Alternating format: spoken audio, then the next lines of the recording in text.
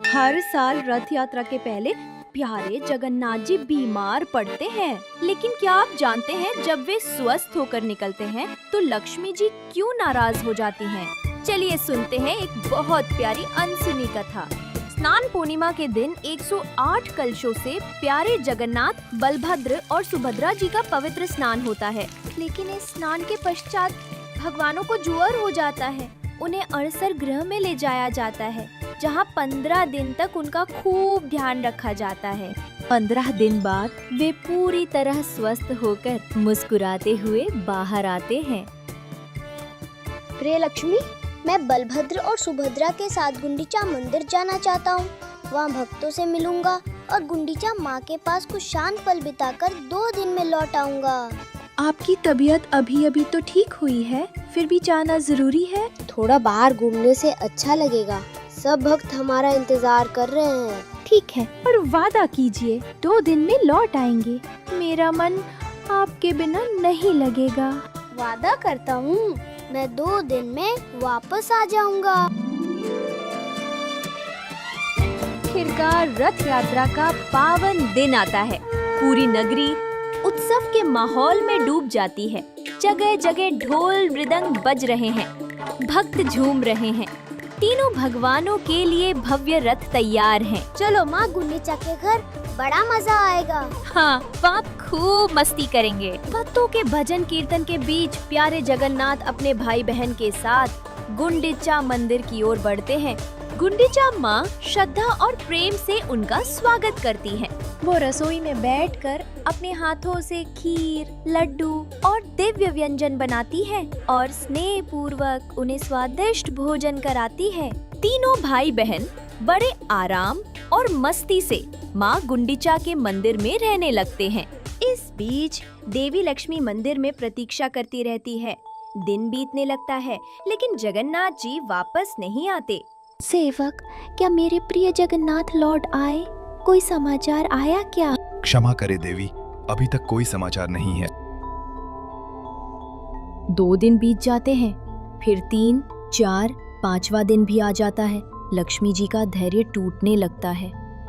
2 दिन कहकर गए थे और अब 5 दिन हो गए, फिर भी नहीं लौटे। क्या उनके वचनों का कोई मूल्य नहीं है? मैं यहाँ उनकी प्रतीक्षा में बैठी हूँ। क्या मेरी कोई अहमियत नहीं है? अब बहुत हो गया, अब मुझे स्वयं ही जाना होगा। आज मैं उन्हें बताऊंगी कि वादा करके उसे न निभाने से क्या होता है। सेवकों, मेरी पालकी तुरंत सजाओ। सब मेरे साथ चलने की तैयारी करो।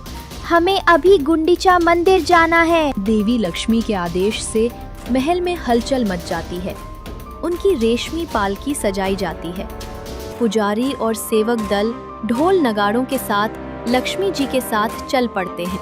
लक्ष्मी जी पूरे राजसी ठाट बाट के साथ गुंडीचा मंदिर की ओर प्रस्थान करती हैं। नगर भर में ये चर्चा फैल जाती है कि माता लक्ष्मी क्रोधित होकर स्वयं भगवान को लेने जा रही हैं। सभी सहमे हुए हैं कि आगे क्या होगा। प्रभु, माता लक्ष्मी गुंडीचा मंदिर की ओर आ रही हैं और बहुत क्रोधित हैं। ओह, मैं तो वादा ही भूल गया। अब तो वे अवश्य नाराज होंगी। क्या करूं? उनसे कैसे मिलूं? कहीं क्रोध में लक्ष्मी मुझे कोई श्राप न दे दे। जल्दी मंदिर के द्वार बंद कर दो।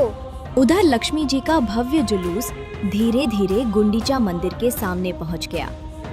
लक्ष्मी जी पालकी से उतरी और प्रवेश द्वार की ओर बढ़ने लगी। तभी भयभीत सेवकों ने घबराकर तुरंत मुख्य द्वार बंद कर लिया। ये देखकर लक्ष्मी जी का क्रोध चरम पर पहुंच गया। क्रोध से तमतमाती हुई उन्होंने गरज कर आदेश दिया, अच्छा, मेरे लिए द्वार बंद कर दिए? यदि मेरे लिए मंदिर का दरवाजा बंद है, तो फिर उनके लिए भी वापसी का मार्ग बंद हो जाएगा। सेवकों, यह रहा मेरे स्वामी का रथ नंदी घोष, इसे तुरंत तोड़ डालो। लक्ष्मी जी के आदेश पर उनके सेवक रथ के पास तो पहुँचे, लेकिन प्रभु के रथ को पूरी तरह से भला कौन क्षति पहुंचा सकता है?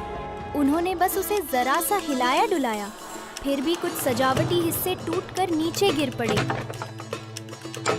तभी जगन्नाथ जी के सेवक उन्हें रोकने आए और दोनों ओर से हल्की फुल्की धक्का मुक्की होने लगी।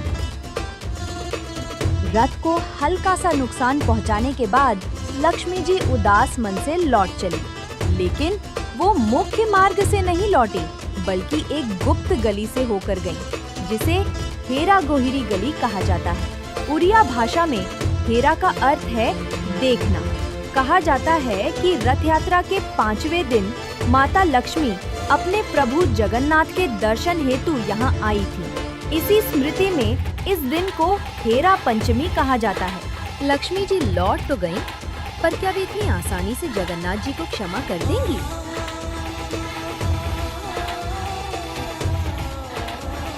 उधर गुंडीचा मंदिर में 6 दिन बीत गए। 7वें दिन जगन्नाथ, बलभद्र और सुभद्रा जी के दिव्य संध्या दर्शन हुए। भक्त बड़ी संख्या में प्रेम और भक्ति से दर्शनों के लिए पहुँचे। अपने प्रभु के दिव्य दर्शन पाकर भक्तों के हृदय आनंद और उल्लास से भर उठे। 8वें दिन सुबह गुंडीचा मंदिर में रथों को वापस श्री मंदिर की ओर मोड़ा गया। अब वापसी की तैयारियां शुरू हो गयी। आ गया 9वां दिन, बहुड़ा यात्रा, यानी भगवान की वापसी की यात्रा। प्यारे जगन्नाथ, बलभद्र और सुभद्रा जी गुंडीचा मास से विदा लेकर अपने घर श्री मंदिर की ओर लौटने लगे। पूरी नगरी में खुशी की लहर दौड़ पड़ी। जब तीनों रथ श्री मंदिर लौट रहे थे, तो बीच रास्ते में एक विशेष पड़ाव आया, मौसी माँ का मंदिर।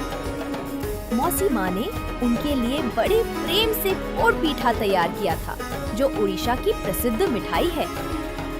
हर वर्ष की तरह तीनों ने स्नेह पूर्वक मौसी माँ के हाथ का बना पोड़ पीठा चखा।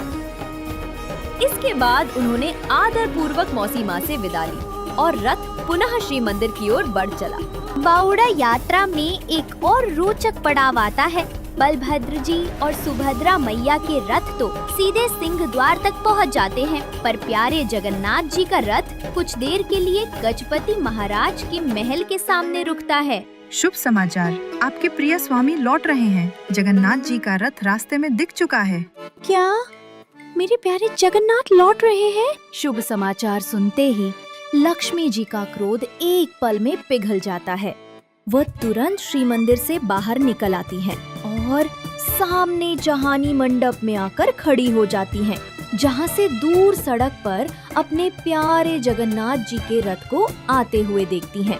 फिर लक्ष्मी जी रसोई घर के रास्ते पीछे की ओर से होती हुई भेंट मंडप पहुंचती हैं। 9 दिन बाद आखिर उन्हें अपने स्वामी के दर्शन होते हैं। इस शुभ मिलन को लक्ष्मी नारायण भेंट कहा जाता है। जगन्नाथ जी अपनी विशेष फूलों की माला लक्ष्मी जी को अर्पित करते हैं। देवी लक्ष्मी श्रद्धा से रथ की परिक्रमा कर दर्शन करती हैं। दर्शन के पश्चात वे प्रसन्न मन से श्री मंदिर लौट जाती हैं। उनका क्रोध भले ही शांत हो गया हो, पर क्या वे सचमुच जगन्नाथ जी को इतनी आसानी से माफ कर देंगी? वो तो आगे पता चलेगा। थोड़ी ही देर में नंदी घोष रथ भी श्री मंदिर के सिंह द्वार पर पहुंचता है। नीलाद्रि विजय के दिन तीनों देवताओं के श्री मंदिर में प्रवेश की भव्य तैयारी होती है। बलभद्र जी और सुभद्रा मैया तो सीधे मंदिर में प्रवेश कर जाते हैं, लेकिन प्यारे जगन्नाथ जी बाहर ही रुक जाते हैं, क्योंकि देवी लक्ष्मी के आदेश से उनके लिए मंदिर के द्वार बंद कर दिए जाते हैं। जगन्नाथ जी के सेवक भी द्वार के बाहर से देवी लक्ष्मी से क्षमा याचना करते हैं, लेकिन लक्ष्मी जी अभी भी मन ही मन थोड़ी नाराज हैं। उन्होंने इतने दिनों तक अकेले जो इंतजार किया, उसका शिकवा तो बनता है। आखिरकार जगन्नाथ जी अपनी प्रिय लक्ष्मी को मनाने के लिए ढेर सारे रसगुल्ले और सुंदर फूलों की माला लेकर आते हैं। देवी लक्ष्मी अपने स्वामी की विनती स्वीकार कर लेती हैं।